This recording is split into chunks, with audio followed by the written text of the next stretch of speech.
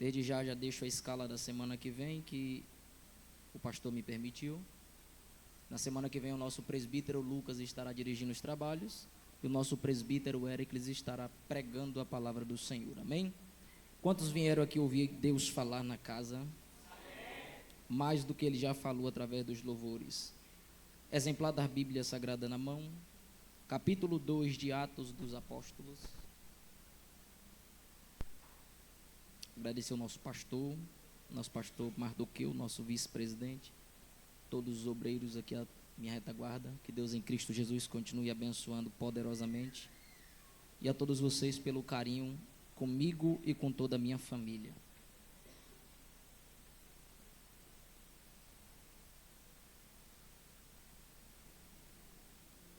Se vocês verem algo a mais em mim, creiam que não é de mim, e sim do Espírito Santo de Deus. Eu estou passando por um momento difícil, mais uma vez, mas assim como Deus me deu vitória daquele problema que tive o ano passado, Ele também me dará vitória desta vez, porque eu conto com as orações dos santos desta amada igreja, amém? Atos capítulo 2, todos acharam? Diz assim: cumprindo-se o dia de Pentecostes, estavam todos reunidos no mesmo lugar, e de repente veio do céu como um som de um vento veemente e impetuoso, e encheu toda a casa em que estavam assentados. E foram vistas por eles línguas repartidas como que de fogo, as quais pousaram sobre cada um deles, e todos foram cheios do Espírito Santo, e começaram a falar noutras línguas, conforme o Espírito Santo lhes concedia que falasse. Agora repita comigo: Senhor Jesus, fala com teu servo. Amém. Podeis assentar em nome de Jesus. Queridos, falar do Espírito Santo, para mim, é mais do que um privilégio. Quando nós dizemos ou ouvimos alguém falar, pregar sobre o Espírito Santo, o Espírito Santo, ele é bem mais do que um simples Espírito. O Espírito Santo, ele não começou a sua obra em Atos capítulo 2. O Espírito Santo, ele vem trabalhando desde a criação do universo. Gênesis capítulo 1, versículo 2, diz que o Espírito Santo, ele pairava sobre a face das águas. Assim como a galinha choca os seus ovos para gerar neles vida, assim o Espírito Santo fez uma volta sobre todo o universo, em cima da face das águas. Para quê? Para aquecer a terra e Deus poder gerar nela a vida que hoje existe. O Espírito Santo, ele é bem mais do que um simples Espírito. Ele possui atributos pessoais, ele fala, ele se movimenta, ele orienta, ele ensina, ele instrui, ele guia. Ele é bem mais do que um simples Espírito. O Espírito Santo não é apenas aquilo que vem em você dentro da igreja, você fala duas línguas estranhas, bate o pé 3 vezes, dá 2 rodopiadas e quando passa da porta para fora foi mesmo que não ter tido um culto. Não, o Espírito Santo é aquele que acende o fogo aqui dentro, ele vai ardendo lá no caminho da sua casa, ele vai ardendo até dentro do seu portão. Você abre o portão e está ardendo aquela chama. Você entra dentro de casa, está ardendo aquela chama. Você deita na sua cama, aquela chama está ardendo. Você entra no mercado, aquela chama está ardendo. Você vai trabalhar e aquela chama está ardendo dentro de você. Alguém olha para você e pergunta logo de primeira: você é crente? Ah, sou cristão, graças a Deus. É porque eu estou vendo algo diferente em você. Sabe o que é isso? É a luz do Espírito Santo. Ele poderia permanecer na eternidade, ele poderia viver lá na eternidade para sempre, ele poderia não descer mais na terra. Só que há um equívoco, é que em Gênesis capítulo 6, por causa do pecado daquela era antediluviana, Deus olhou para o povo e disse: nunca mais o meu Espírito habitará no meio dos homens. Deus então retira o Espírito Santo da terra e agora ele vai escolher classes especiais para derramar do seu Espírito. O Espírito Santo agora não vai mais, depois de Gênesis 6, encher 2 pessoas ao mesmo tempo. Deus agora colocou limites no Espírito Santo, por causa do pecado da era antediluviana. Deus olhou para aquele povo e falou assim: o pecado deles é horrível. Não posso permitir a minha presença santa permanecer no meio de um povo que permanece em práticas pecaminosas. Retirarei o meu espírito dentre vós. E em Gênesis 6 Deus retira o Espírito Santo. E agora, de Gênesis 6 em diante, nós vamos ver Deus agora usar classes específicas ou especiais. Deus agora não vai usar qualquer pessoa. Deus agora vai selecionar sacerdotes, reis, profetas, nazireus, juízes. Deus agora separou essas classes para habitar dentro deles. Só que tem um detalhe: na verdade ele não habitava, ele se apoderava, enchia aquela pessoa, ele cumpria o propósito de Deus, e depois Deus retirava novamente o Espírito Santo dele. Era como se o sacerdote quisesse transmitir uma mensagem. Deus enviava o Espírito Santo, o sacerdote ficava cheio e Deus tirava dele logo após o propósito ser cumprido. Só que Deus havia deixado promessas de que enviaria novamente o Espírito Santo para habitar no meio dos homens, em meio de Cristo Jesus. Foi pela obra do Calvário que Cristo pagou o preço, subiu para cima e disse: mas não se preocupe, eu não vos deixarei órfão, eu rogarei ao Pai e Ele enviará o outro Consolador. Só que há um detalhe: se Cristo é soberano, por que Ele vai rogar? O que é rogar? Rogar é você clamar, rogar é você pedir incessantemente. Jesus estava logo após vencer na cruz do Calvário, logo após os 40 dias na terra, Ele sobe para o céu para interceder, para que o Pai enviasse o Espírito, porque Deus já havia liberado uma palavra de juízo: eu nunca mais derramarei o meu Espírito. Aí Cristo veio aqui na terra, pagou o preço por mim, por você, subiu lá para cima e ficou: Pai, envia o Espírito Santo. Pai, envia o Espírito Santo. Pai, eles precisam do Espírito Santo. Pai, eles é pequeno sem o Espírito Santo. Pai, eles são frágeis sem o Espírito Santo. Derrama do teu poder, derrama do teu Espírito.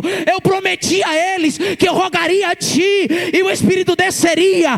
Envia-lhes o Espírito, envia o Espírito Santo. Aí Jesus começou a rogar. Só que há uma prerrogativa, é uma sentença, e Deus não pode voltar atrás de sua palavra. O pecado daquela geração foi tão grave que Deus falou: não tem mais presença minha aí não.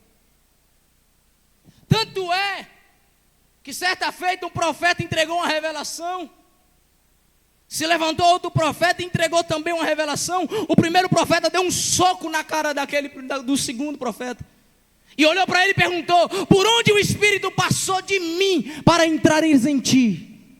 Porque o Espírito Santo não se apoderava de duas pessoas.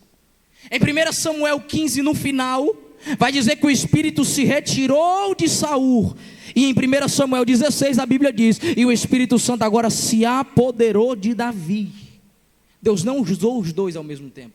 É uma sentença de promessa. Só que coloca para mim, Esdras, por favor, Provérbios 1:23. Vamos ver Salomão falando da promessa de Cristo, que derramaria novamente o Espírito Santo. Provérbios 1:23, por gentileza.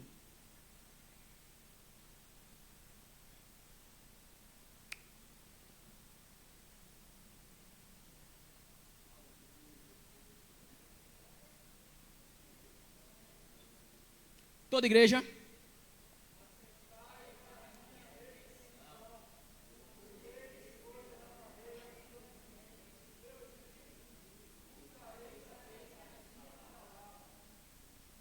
Isaías 44:3 também falou da promessa da descida do Espírito Santo. Toda igreja.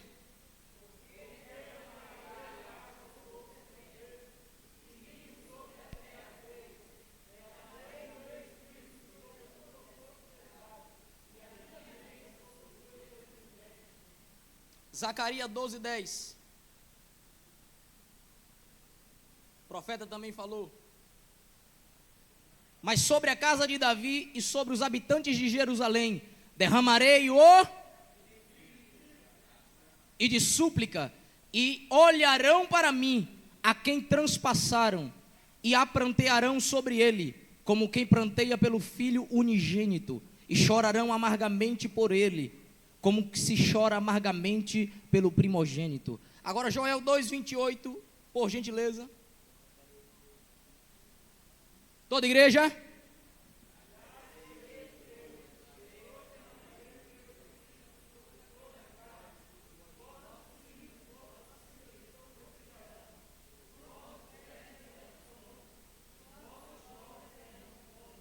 Ele derramaria o Espírito sobre toda a carne. Ah, mas pregador, você só falou do Antigo Testamento. Eu estou falando de promessas de que Cristo derramaria novamente o Espírito depois de Gênesis 6. Deus deu um decreto: eu não derramo mais a minha presença para habitar dentre os homens. Agora vem os profetas inspirados por Deus, dizendo que Deus derramaria o seu Espírito novamente, para que todos nós tivesse aquele que nos convence do pecado, da justiça e do juízo. Ah, mas isso aí é só Antigo Testamento. Então vamos para o Novo Testamento. Mateus capítulo 3, versículo 11, presbítero Esdras, por gentileza.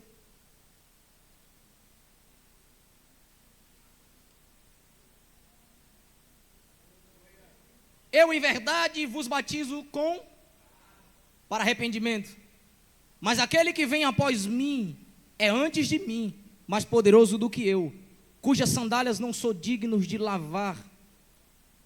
Ele vos batizará com o Espírito Santo e com fogo.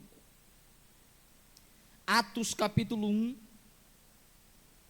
versículo 4 em diante diz assim: Estando com eles, determinou-lhes que não se ausentasse de Jerusalém, mas que esperasse a promessa do que disse: de mim ouviste.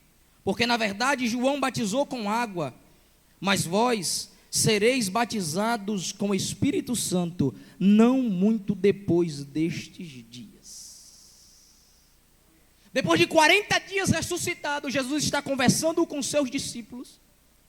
E agora, para concretizar todas as promessas que foram liberadas sobre o derramamento do Espírito novamente, Jesus olha para eles e diz: olha, João na verdade vos batizou com água para arrependimento de pecados, mas eu vos digo a vocês que vocês serão batizados com fogo e com o Espírito Santo. E tem um detalhe: não é muito tempo depois desses dias não, mas tem um detalhe: ficai pois na cidade de Jerusalém, até que do alto sejais revestidos de poder. E depois você pode ir lá pela Judeia, depois vocês vão para Samaria, e depois vocês vão lá para os confins da terra, mas não se ausente de Jerusalém, até que sejais revestidos de poder. O que é que os discípulos fazem? Se reúnem dentro do cenáculo, mais de 120 pessoas reunidas, esperando uma promessa. Eles estão esperando a promessa de Cristo, que foi feita em João capítulo 14, versículo 16. Coloca para mim, Esdras, por favor. Eu rogarei e ele vos dará outro consolar, para que fique convosco, para que fique convosco, para que fique convosco, para que fique convosco. Ele chegou aqui no altar: para que fique convosco para sempre. Agora o Espírito Santo, ele não enche só um. Agora o Espírito Santo, ele não só me usa e depois usa o pastor Mardoqueu, e depois o presbítero Edmilson, e depois o presbítero José Raimundo, e depois o presbítero Éricles, e depois o presbítero Ivaldo, e depois o irmão Alisson. Não, agora o Espírito Santo, em Atos 2, Deus está olhando para eles. Eles estão dentro do cenáculo, orando, todos eles reunidos. Todos eles reunidos, união, propósito. Deus não derrama o Espírito em alguém sem propósito. Se Ele te batizou com o Espírito Santo, se Ele te encheu com o Espírito Santo, não foi para você bater o pé 2 vezes, não foi para você dar 2 pulinhos aqui na frente, não foi simplesmente para você dar uma rachada de línguas estranhas, não, muito pelo contrário. Ele te encheu do Espírito Santo para você se dispor a servir a obra, a casa do Deus Todo-Poderoso. Não tem derramamento de Espírito sem propósito. Eles estão reunidos no mesmo lugar, orando incessantemente pela mesma promessa. Qual foi a promessa? Manda, Pai, o Espírito Santo.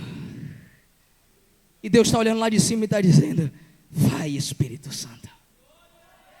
Os discípulos estão cá embaixo olhando para cima e dizendo: manda, Pai, o Espírito Santo. E Deus olha do Pai lá de cima e fala: manda o Espírito Santo. Manda, Pai, o Espírito Santo. Vai, Espírito Santo. Manda, Pai, o teu Espírito Santo. Vai, Espírito Santo. Manda, Pai, o Espírito Santo. Vai, Espírito Santo. Manda, Pai, o Espírito Santo. Vai, Espírito Santo. Manda, Pai, o teu Espírito. Vai, Espírito. Manda, Pai, o teu Espírito. Vai, Espírito. E cumprindo-se o dia de Pentecostes, estavam todos reunidos no mesmo lugar, e de repente veio do céu, como de um som, de um vento veemente impetuoso, e encheu toda a casa, e encheu toda a casa, e encheu toda a casa, e encheu toda a casa. E todos eles foram batizados com o Espírito Santo. E o versículo 4 diz: e todos foram cheios do Espírito Santo. E todos foram cheios do Espírito Santo. E todos foram cheios do Espírito Santo. Abra a boca e glorifique, porque você é cheio do Espírito. Pregador, o que eu faço para ser cheio?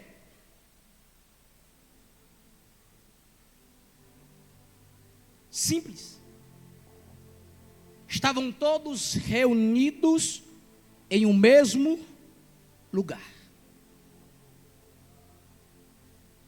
Oração é o meio mais especial que todo cristão tem para ter mais comunhão com Deus. Oração.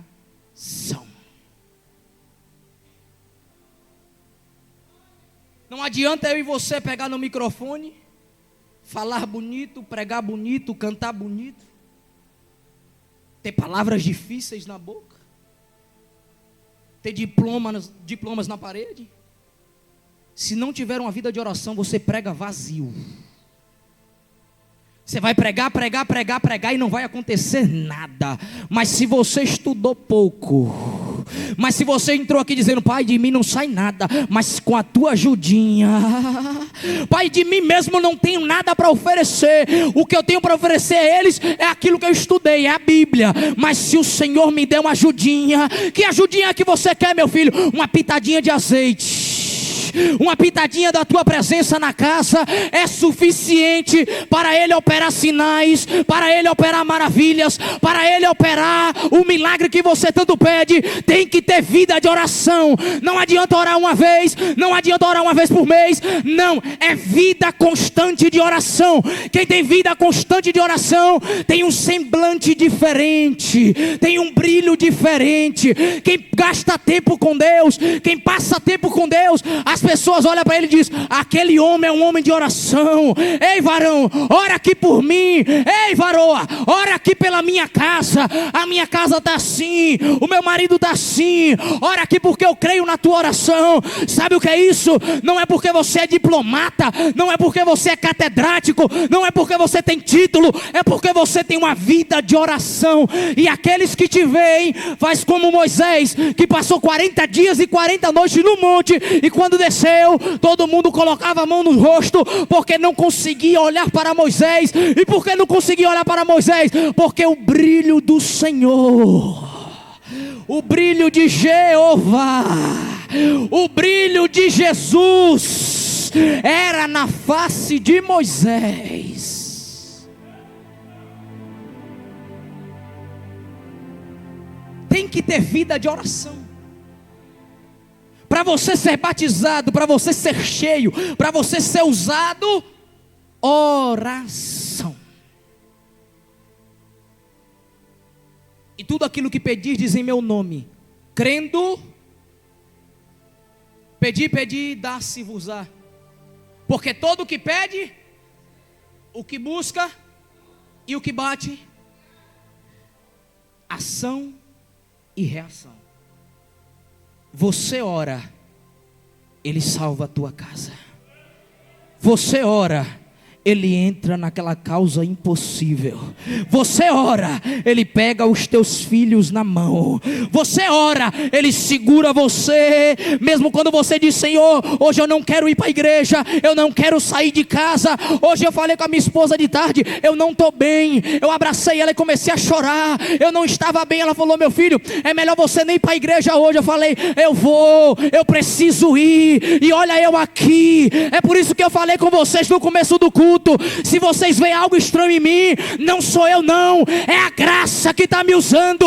Eu tenho síndrome do pânico, depressão e crise de ansiedade. E quem tem isso sabe o como é difícil ficar na frente com o microfone na mão falando para muita gente. É muito difícil, mas o dono da casa desceu aqui nesta noite para dizer: eu desci para revestir de poder, eu desci para mandar poder, eu desci para mandar poder.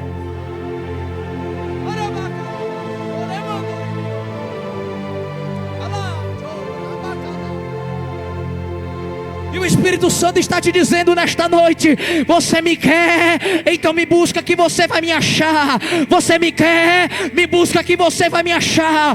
Deus está dizendo para alguém nesta noite: eu te trouxe aqui, não foi para você sair daqui da maneira que veio, foi porque eu tive um encontro contigo aqui nesta noite. Eu marquei este encontro para te dizer: ainda tem um azeite para derramar na tua vida, ainda tenho a minha presença para derramar na tua vida.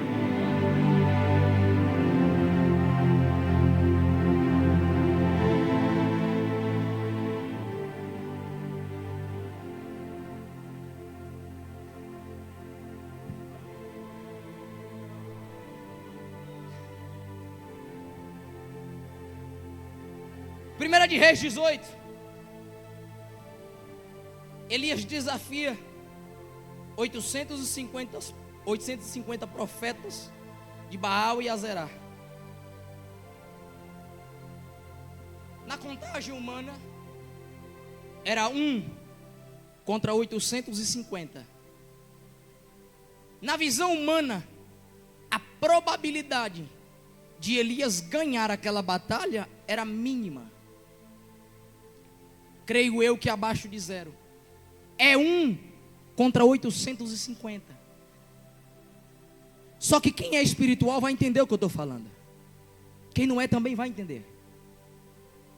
É que as pessoas, quando olham para o Senhor, pastor Mardoqueu, elas só conseguem enxergar o externo.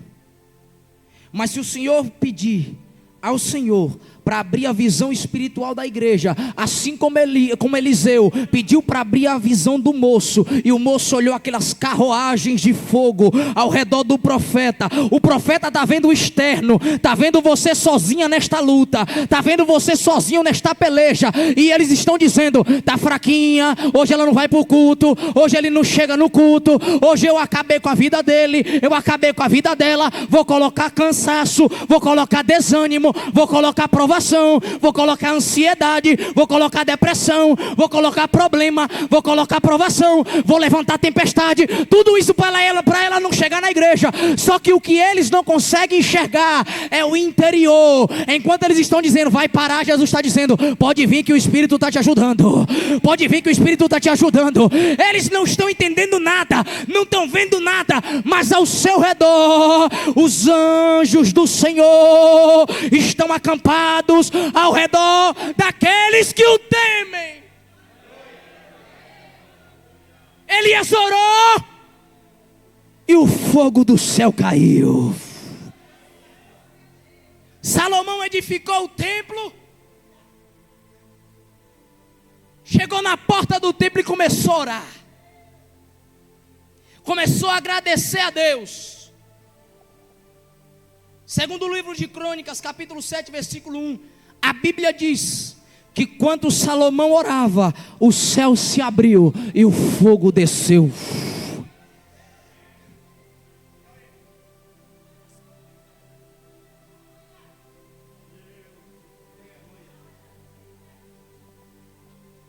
É algo extraordinário. Pregador, o Espírito Santo só nos capacita para isso? O Espírito Santo é só isso? É só um vento? É só um movimento? É só algo que nos enche na igreja e depois passa? Não. Assim como o Espírito Santo, ele possui atributos pessoais, falando, se movimentando, guiando, ensinando, ele também tem atributos divinos. Ele é onisciente, onipresente e onipotente. Pregador, me prove na Bíblia que ele é tudo isso. Salmo 119, versículo 7, Esdras, por favor. Vamos mostrar que ele é onipresente. O Espírito Santo está, assim como o Pai e Cristo, em todos os lugares.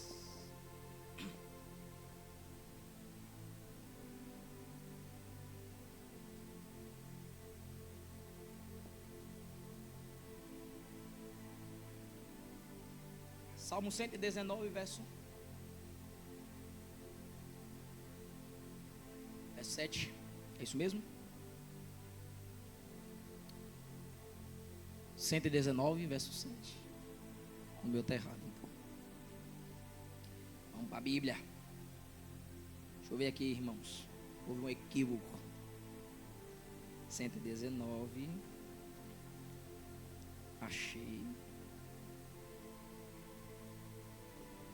119.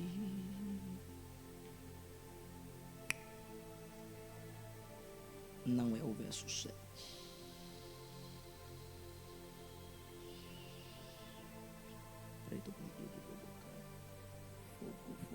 Fogo, inclina teu coração, testemunho. Coração de Deus que mandamento escondido pelo meu coração, para não pegar conta que vem de Deus. Glória a Deus.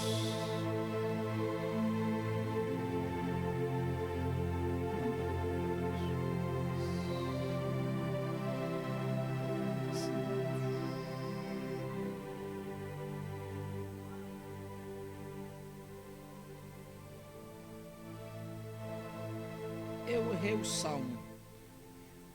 Creio que não é o 119. Para onde me fugirei eu do teu espírito? 137, exato. É esse, meu pastor, me perdoe. Igreja, perdoa o varão.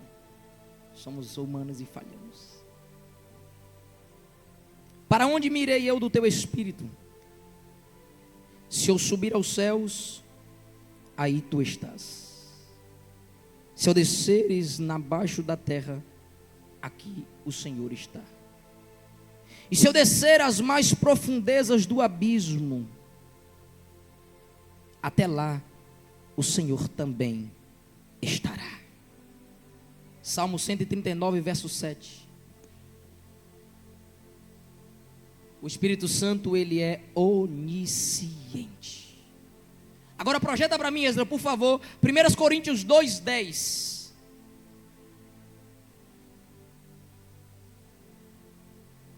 Primeira carta de Paulo aos Coríntios, capítulo 2, versículo 10.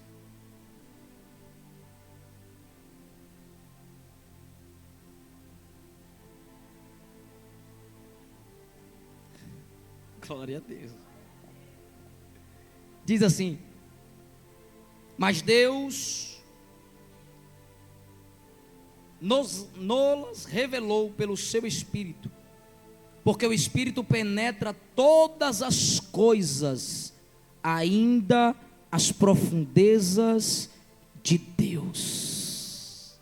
Ele é onisciente, onipresente e também é onipotente. Ele faz o que quer, na hora que quer e do jeito que Ele quer. 1 Coríntios capítulo 12, versículo 11, diz assim: mas um só é o mesmo Espírito que opera todas estas coisas, repartindo particularmente como Ele.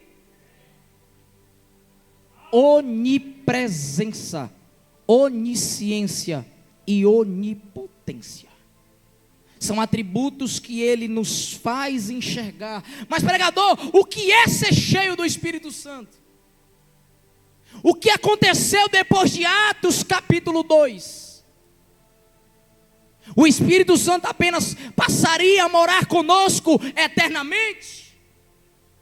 Essa foi a única mudança que ocorreu. Qual foi a mudança que obtivemos de Atos 2 para cá? Porque antes de Atos o Espírito não permanecia. Depois de Atos o Espírito agora permanece. Só que há um problema. Aqueles que a Bíblia diz que foram cheios, não levantaram da mesma forma que ajoelharam. O que é ser cheio do Espírito Santo? Ser cheio do Espírito Santo é você levar uma vida no Espírito, uma vida transformada, a ponto de você não, mas quem passar do teu lado, olhar para você e dizer: quem era você? Você era desse jeito, se tornou um homem de Deus, se tornou uma mulher de Deus. Quem era você? Tinha um comportamento assim, você falava desse jeito, falava com gírias, agora você dá glória, agora você diz misericórdia, agora você solta um aleluia, você está diferente. O que é isso em você? É só você abrir a boca e dizer: é a presença do meu Deus que me faz viver conforme a sua vontade. Tem que ter mudança de vida. Se não tiver mudança de vida, você não tem o Espírito Santo na sua vida. Se você tem as mesmas práticas, se você tem as mesmas atitudes que você tinha antes de aceitar a Jesus, você ainda não é crente. Você é apenas um religioso, uma religiosa, que vem para o templo, mas não deixa a presença que está no templo entrar em você. Você não pode pegar Jesus e colocar ele numa caixinha, ou olhar para cima e dizer: eu determino que vai ser assim.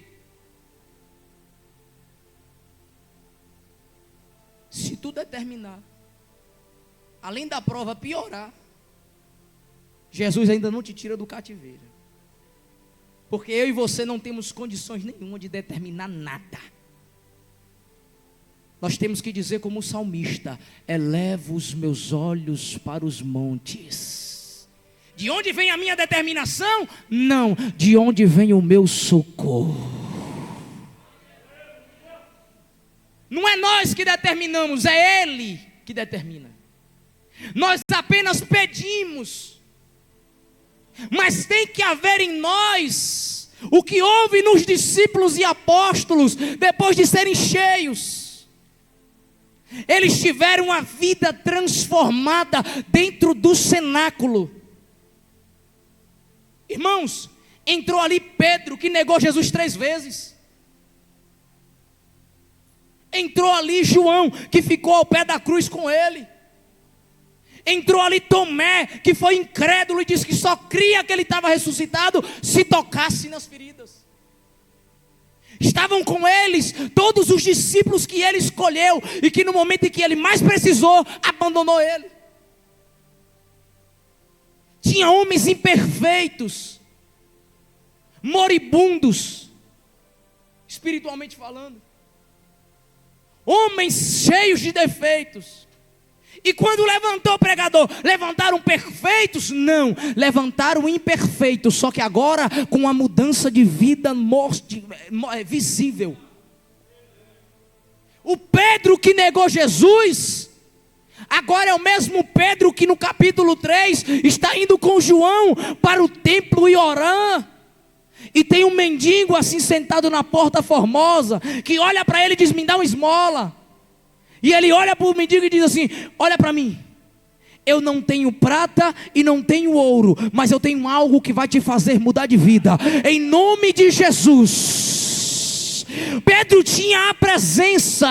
Não adianta eu e você virmos para o culto, sentarmos na cadeira e sairmos daqui da mesma forma. Não, o Espírito Santo quer que você entre aqui, ouça a palavra, aplique a palavra e saia daqui diferente da forma que você entrou nesta noite. É isso que é ser cheio do Espírito Santo. É o que Paulo explica em Efésios. Você que mentia, não minta mais. Você que roubava, não roube mais, trabalhe. Você que era brigão, que resolvia tudo no murro, no facão, agora resolve na oração. Aquele valentão que quando alguém falava alguma coisa, já estufava o peito e ia para cima com tudo, agora tem que baixar a cabeça e dizer: Senhor, Tu está vendo tudo. Já pensou se Josafá desse uma de enfrentar Senaqueribe?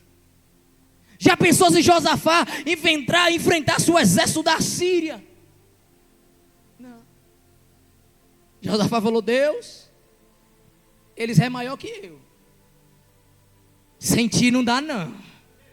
Aí Jesus olhou para ele, na boca do músico, e diz assim: ó rei Josafá, assim te diz o Senhor: nesta peleja não tereis que pelejar.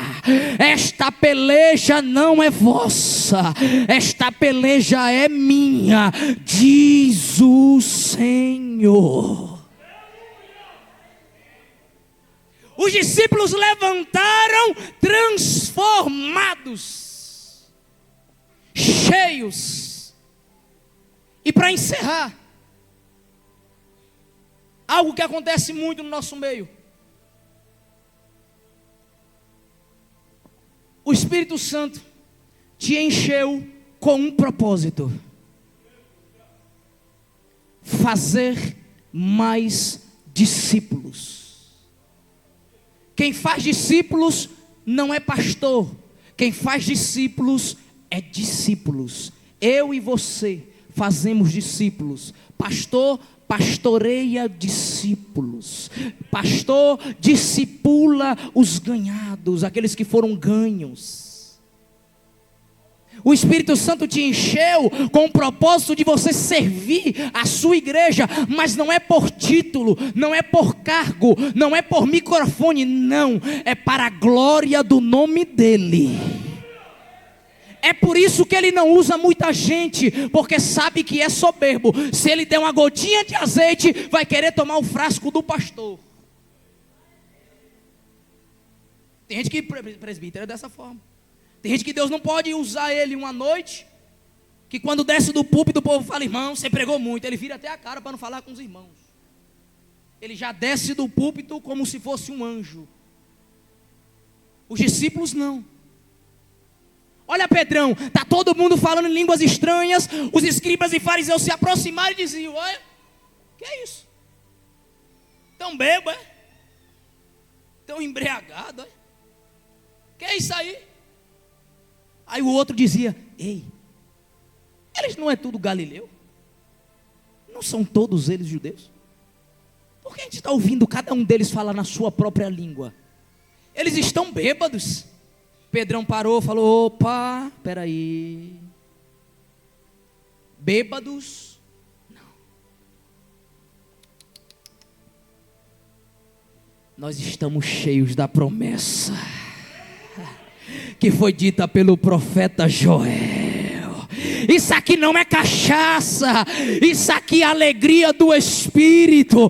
Qual é a diferença do crente cheio do Espírito Santo para um homem cachaceiro? É que no outro dia a cachaça passou o efeito, e o crente cheio, ele é cheio de manhã, é cheio meio-dia, é cheio de tarde, é cheio de noite, é cheio na rua, é cheio no mercado, é cheio no trabalho, é cheio na igreja, é cheio onde passa. Alguém olha para ele e diz: essa mulher está no vale, mas não para de adorar. O homem está na prova, mas não para de adorar. É a promessa, é a promessa, é a promessa, é a promessa. Isso aqui não é cachaça, rapaz. É promessa de Deus.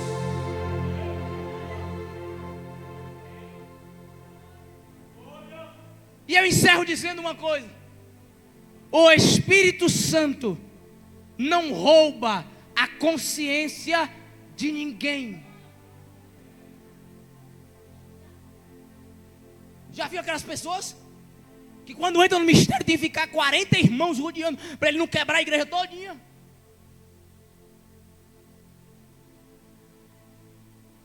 O Espírito Santo não tomou a consciência de Pedro. Pedro está com os discípulos, falando em mistério.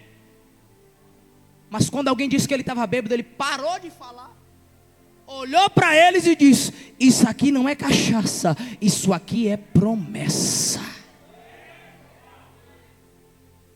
Então você, meu irmão, minha irmã, quando for entrar no mistério, no manto, no reteté, que eu também gosto, cuidado com o pezinho da irmã que está do lado. Precisa acertar a cara do irmão quando rodar, não, assim, cuidado. O Espírito Santo não deixa ninguém doido, pelo contrário, ele te deixa cheio e consciente, com a visão aberta. Você tem noção de tudo o que está fazendo, porque quem fala em Espírito, fala com Deus, é você e Deus. Pregador, se eu quiser correr no meio da igreja, corra, meu irmão, é bom. É melhor correr aqui do que no carnaval. Pregador, eu quero dar 2 pulinhos. Dê, meu irmão, é melhor você pular aqui do que no São João. Pregador, mas eu quero rodar um pouquinho. Rode, meu irmão, é melhor você rodar na presença de Deus do que dançar axé lá fora. Agora faça tudo isso com a consciência tranquila, porque Deus não te deixa doido. Muito pelo contrário, Ele te deixa cheio de autoridade. Que esta palavra venha penetrar em nossos corações, e que nós venhamos sair daqui com a certeza de que todos nós temos um lugar reservado. E detalhe, Deus não escolheu templo feito por mãos humanas. Você agora é templo e morada do Espírito Santo de Deus.